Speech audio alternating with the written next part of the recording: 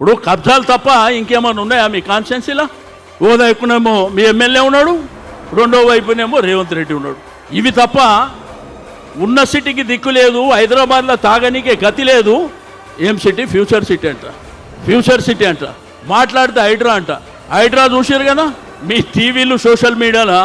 వాడు మా మన్మడు అడుగుతుండు, తాతయ్య ఇది ఆడేమో పబ్లిక్ స్కూల్లో చదువుతాడు. వాడు అడుగుతుండు ఈ గుడ్లు తీసి గోటీలు అంటే ఏందని అడుగుతుండు. ఏం చెప్పాలి నేను అని?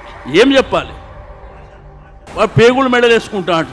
అరే ఒక ఉన్నతమైనటువంటి పదవి, ఈ రాష్ట్రానికి ముఖ్యమంత్రి లాంటి పదవి, అది వదిలిపెట్టి నువ్వు ఈ లాంగ్వేజ్ ఏంది? ఏమనుకుంటుర్రు? చదువుకున్న పిల్లలు ఏమనుకుంటుర్రు? ప్రజలు ఏమనుకుంటుర్రు? వాళ్ళకున్న అవసరాలు ఏంది? అవన్నీ వదిలిపెట్టి.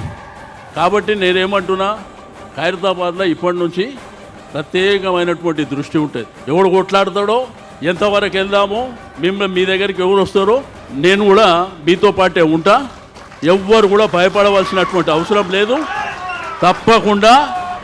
తప్పకుండా ఈ ప్రభుత్వం మెడలు వంచి ప్రభుత్వం చెప్పినటువంటి అనేకమైనటువంటి సంక్షేమ కార్యక్రమాలు మీరు ఇచ్చే వరకు మిమ్మల్ని వదిలిపెట్టే సమస్యనే లేదు.